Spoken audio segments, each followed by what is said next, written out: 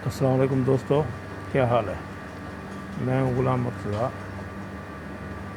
بسم اللہ الرحمن الرحیم۔ آج تاریخ ہے 15/6/2020۔ تو یو اے میں جو کرونا کیسز کی رجسٹرڈ تعداد ہے وہ ہے 42,294، اور ریکور جو کیسز کی تعداد ہے وہ ہے 27,462، اور ڈیتھس جو ہوئی ہیں 299۔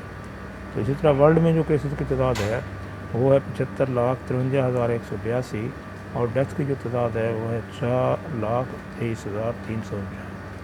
اسی طرح پاکستان میں جو کرونا کیسز کی تعداد ہے وہ ہے 1,39,230 ہے، اور ریکور جو کیسز ہیں وہ ہے 51,735 ہے، اور ڈیتھ کی جو تعداد ہے وہ 2,632 ہے۔ تو پاکستان میں حالات کشیدہ ہیں۔ اس کی ریزن یہی ہے کہ ہم لوگ بے پرواہ قوم ہیں، ہم بے پرواہی کرتے رہے ہیں، اور جس کی وجہ سے یہ کرونا بڑھ رہا ہے۔ خاص طور پر عید پر جو ہم نے لاک ڈاؤن کھولا اور فری ہینڈ دے دیا عوام کو بھی، مارکیٹوں کو بھی، دکانداروں کو بھی۔ ہمارا فنکشن ہے، ہماری عید ہے، تو عید کی آڑ میں جو کرونا نے وار کیے وہ ابھی تک ہم بھگت رہے ہیں۔ پھر یہ نہیں ہے کہ ہماری غریب عوام ہے، ہماری غربت کی وجہ سے شاپنگ نہیں، کوئی شاپنگ بھی مار دھاڑ کی ہے، شاپنگ نہیں کی ہے بلکہ شاپنگ کی مار دھاڑ کی ہے، دل کھول کر شاپنگ کی گئی ہے، اور ریکارڈ شاپنگ کی گئی ہے۔ ایک ایک گھر سے پوری فیملیاں، بچے، بوڑھے، سب اس میں شامل ہیں۔ تو یہ ایسے پینک پھیلا ہے جس کا اندازہ وزیر اعظم نے بھی لگایا تھا۔ جب بھی ہم کرفیو اٹھائیں گے، پابندی اٹھائیں گے تو ایک دم عوام باہر آئے گی۔ اس کے بارے میں پہلے آگاہ کیا گیا تھا لیکن عوام نے توجہ نہیں دی، اور جس کا یہ سلسلہ معاملات کا، کیسز کا سلسلہ رکنے کے نام نہیں لے رہا ہے۔ تو جس میں بڑے بڑے لوگ بھی شامل ہوئے ہیں، جس میں پولیٹیشین ہیں، ججز ہیں، اور ہمارے وکلا برادری ہے، ہمارے ڈاکٹرز ہیں، ہمارے پیرامیڈیکل سٹاف ہے، جس میں وزیر بھی ہیں، مشیر بھی ہیں، اور اہم لوگ ہیں، بڑے بڑے اداروں کے لوگ ہیں جو اس بیماری کا شکار ہوئے ہیں۔ اور شہباز شریف صاحب بھی جو کرونا کر رہے تھے وہ بھی اس کا شکار ہو گئے ہیں، جو اپوزیشن لیڈر بھی ہیں اور مشہور ہستی ہے ہمارے پاکستان میں، اور پنجاب پر کئی دفعہ حکومت کر چکے ہیں۔ ابھی میں آپ کو یہ بتاؤں کہ کل جو 2 واقعات ہوئے ہیں اسلام آباد ایئرپورٹ پر، وہ بھی قابل مذمت ہے۔ پہلا واقعہ پی آئی اے کی فلائٹ جو اڑنے کے لیے تیار تھی 606 جو اڑنے کے لیے تیار تھی، اچانک کیمرے پر نظر آیا کہ اس کا ایک بولٹ جو ہے وہ زمین پر گرا ہوا ہے۔ تو سرچ کی گئی، وہ بولٹ جو ہے، نٹ بولٹ جو ہے وہ کس چیز کا ہے؟ معلوم پڑا کہ اس پی آئی اے کے جہاز کا جو آگے والا وہیل ہے اس کا ایک نٹ بولٹ مس ہے۔ تو بعد میں اس فلائٹ کو روک دیا گیا، فلائی کرنے سے روک دیا گیا، اور وہ بولٹ لگایا گیا اور اس کو منظر کو روانہ کر دیا۔ اور دوسرا جو واقعہ ہوا ہے، ایک پرائیویٹ فلائٹ تھی، یعنی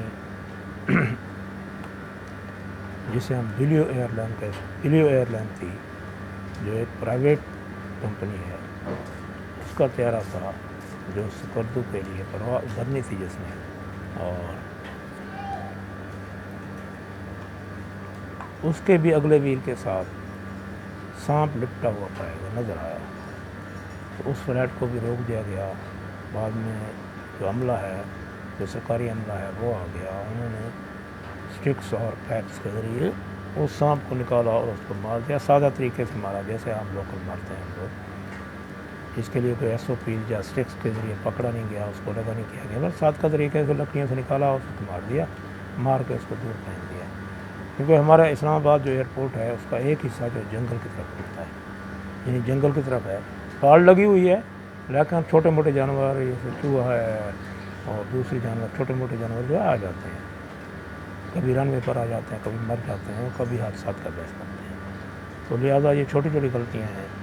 ہماری جو ایویشن ہے، ایویشن ادارہ ہے جو جہازوں کا اڑنے اور لینڈ کرنے کا انتظام کو سنبھالتا ہے، اس کو ان چیزوں کا خیال رکھنا چاہیے۔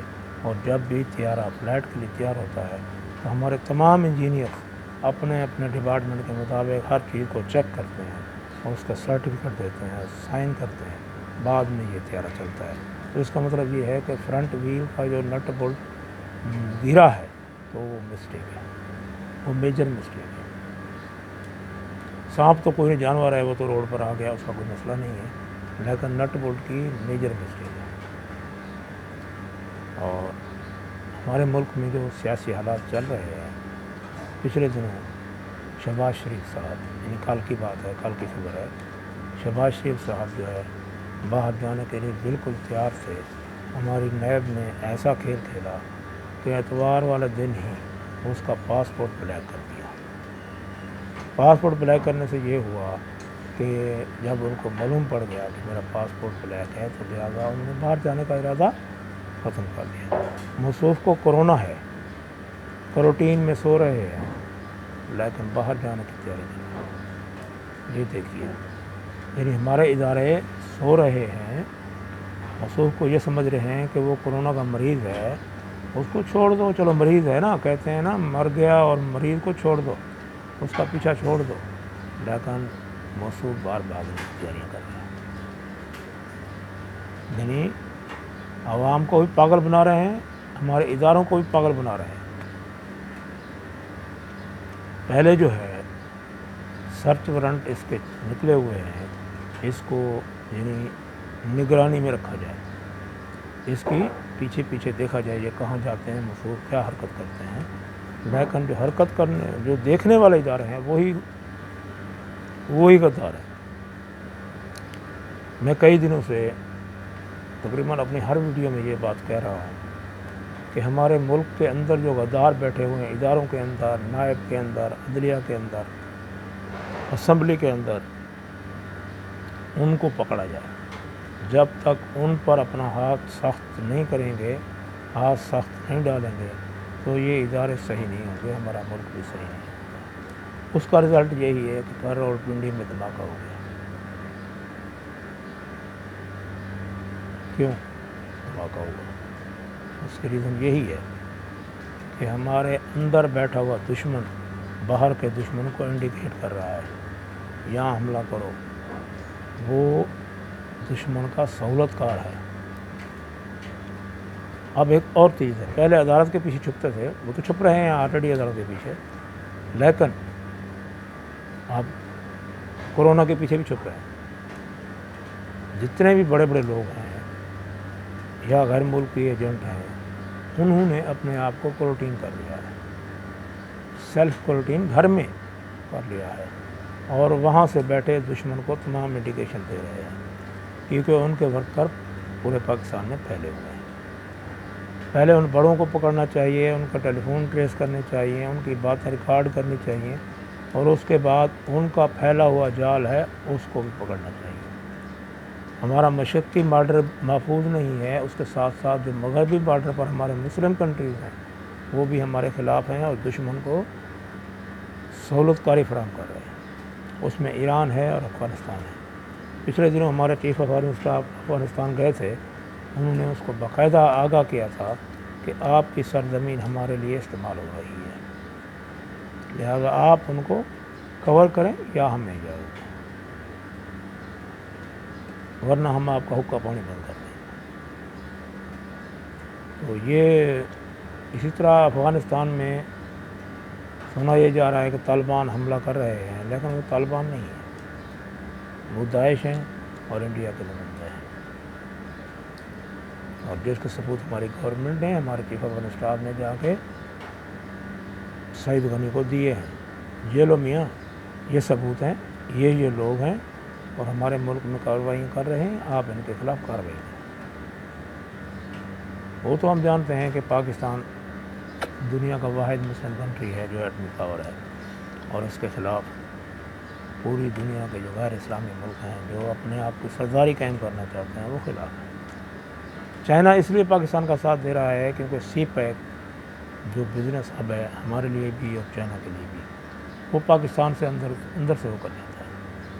دوسرا گوادر پورٹ ہے، وہ بھی پاکستان کی سرحد کے اندر ہے، بارڈر کے اندر ہے، وہ پاکستان کا ہے۔ تو سارے کا سارا سسٹم چائنا چلا رہا ہے اور چائنا ہی اس کو کنٹرول کر رہا ہے، اور چائنا کی مدد سے ہم یہ سارا کام کر رہے ہیں، کیونکہ وہ ہمارے ملک کے اور ہمارے آرمی کے، ہمارے ہر سسٹم کے مفاد میں ہے، بلکہ ہمارے ریڑھ کی ہڈی ہے، تجارت اسباب ہے، ہمارے لیے ایک بزنس ہب بھی ہے اور ریڑھ کی ہڈی۔ اسی طرح کراچی میں جو PIA کا طیارہ گرا تھا، اس کی رپورٹ بھی آ گئی ہے، تحقیقاتی رپورٹ آ گئی ہے، وہ بھی 22 جون کو پیش کر دی جائے گی۔ پاکستان کا 2021 اور 2020 کا جو بجٹ پیش کیا گیا ہے، گورنمنٹ نے پیش کیا ہے، وہ ٹیکس فری ہے۔ ٹیکس فری سے مراد موجودہ جو ریٹ ہیں، موجودہ جو ریٹ پر چیزیں بک رہی ہیں، ان کو نہیں چھیڑا جائے گا، وہ اسی طرح چلتی رہیں گی۔ آرمی کے لیے ہمیشہ ہی بجٹ زیادہ رکھا جاتا ہے، ہر ملک میں رکھا جاتا ہے، یہ نہیں صرف ہمارا ملک ہے، امریکہ ہے، چائنا ہے، فرانس ہے، یورپین کنٹریز ہیں، جو بھی کنٹریز ہیں آرمی کے لیے بجٹ زیادہ رکھتی ہیں۔ ان کی ریزن یہ ہوتی ہے کہ آرمی چونکہ ہمارا حفاظت کرتی ہے، آرمی کوئی بزنس ایریا نہیں ہے، تو اس لیے آرمی کو بجٹ زیادہ دیا جاتا ہے تاکہ زیادہ سے زیادہ دشمنوں کا مقابلہ کر سکے۔ اس طرح ہماری آرمی بارڈر پر مقابلہ بھی کر رہی ہے اور دشمن کو منہ توڑ جواب دے رہی ہے۔ تو اسی طرح چائنا کارگل کی طرف بڑھ رہا ہے۔ کارگل وہ چوٹی ہے، آج سے 20-22 سال پہلے مشرف نے جس پر قبضہ کیا تھا اور نواز شریف نے وہ قبضہ چھڑوا دیا تھا۔ مشرف نے اس دور میں قبضہ کیا تھا جب وہ چیف آف آرمی اسٹاف تھا اور نواز شریف اس وقت وزیر اعظم تھے۔ قبضہ کر لیا تھا، انڈین آرمی کو بیہوش کر دیا تھا، ہزاروں انڈین آرمی کے جو سولجر تھے ان کو مار دیا تھا، جہنم واسطہ کر دیا تھا، اور بڑی اچھی جنگ لڑی تھی مشرف نے، لیکن ہمارے وزیر اعظم صاحب نے جا کے امریکہ میں یہ جنگ ہار دی، یعنی آرمی کی لڑی ہوئی جنگ ہم نے ٹیبل پر ہار دی، اور اس کا خمیازہ ہم آج تک بھگت رہے ہیں۔ تو آج یہ خبر آئی ہے کہ چائنا کارگل کی طرف بڑھ رہا ہے۔ اگر چائنا کارگل کی طرف بڑھتا ہے تو انڈیا کا ایک ایئر بیس ہے، دولت کے نام سے ایئر بیس ہے جو پہاڑوں پر ہے، کارگل کے قریب ہے، اس ایئر بیس کی سپلائی بند ہو جائے گی، اور جتنے بھی شمالی علاقہ جات ہیں وہ انڈیا کے پاس ہیں، جس میں کشمیر بھی شامل ہے، سیاچین بھی شامل ہے، وہ سپلائی رک جائے گی۔ تو اس طرح چائنا کارگل پر قبضہ کرتا ہے تو امکان ہے کہ مقبوضہ کشمیر کی آزادی زور پکڑے گی اور وہ بھی آزاد ہو جائے گا۔ ہمارے LOC پر انڈیا بار بار حملے کر رہا ہے اور پاکستانی فوج بھی اس کا جواب دے رہی ہے۔ تیسرا ملک ہے نیپال، جو اس جنگ میں کھدا ہے۔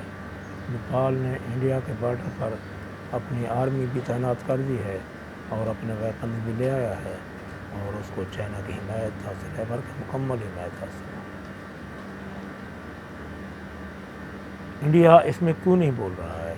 اس کی ریزن یہ ہے کہ انڈیا کے پاس جو آرمی ہے اس کے اندر ایک گورکھا فورس ہے، اور گورکھا فورس میں سارے نیپالی ہیں جو تقریباً 40 یا 45 ہزار ہیں۔ تو گورکھا فورس انڈیا کی بہترین فورس مانی جاتی ہے، وہ سب نیپالی ہیں۔ اگر وہ نیپال کے خلاف قدم اٹھاتا ہے تو اس کی آرمی انڈیا کے اندر ہی انڈیا کی آرمی کو مار دے گی، اور یہ جو بغاوت پھوٹ پڑے گی آرمی کے اندر۔ چائنا کو تو ویسے جواب نہیں دے رہا ہے، چائنا کو تو کہہ رہا ہے آجا یار آجا تو، لیکن نیپال کو بھی اس نے اجازت دے دی ہے، اب نیپال بھی کارروائیاں کر رہا ہے۔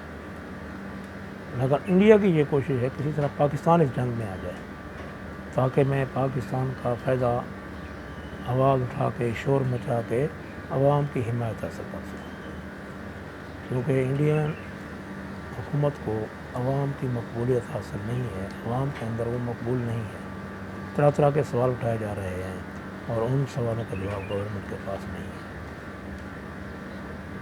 اور گورنمنٹ جو ہے ان کا جواب دینے کے لیے یہ کوشش کر رہی ہے کہ وہ پاکستان پر حملہ آور ہو اور پاکستان کو کسی طرح اس جنگ میں گھسیٹے۔ ہلکی پھلکی فائرنگ جاری ہے اور اس فائرنگ کا جواب پاکستانی فوج اچھی طرح سے دے رہی ہے۔ تو بجٹ پر بحث کرتے ہوئے ایک مشہور تبصرہ نگار ہیں ہمارے پاکستان کے ارشاد بھٹی صاحب، انہوں نے کیا خوب تبصرہ کیا ہے۔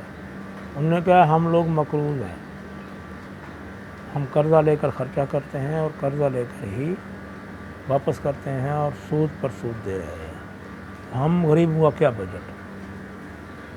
یہ ایسے مثال ہے کہ ایک آدمی ہے جس کی نوکری نہیں ہے، جاب ختم ہو چکی ہے، جاب لیس ہے، اس کے گھر کا خرچہ 10,000 ہے، اس نے اپنا بجٹ بنا دیا ہے کہ میرا مہینے کا خرچہ 10,000 ہے۔ اب 10,000 وہ کہاں سے لائے گا؟ آمدنی تو ہے نہیں۔ اب وہ 10,000 کو مینیج کرنے کے لیے وہ ہمسایوں سے، دوستوں سے قرض لے گا، بینک سے قرض لے گا۔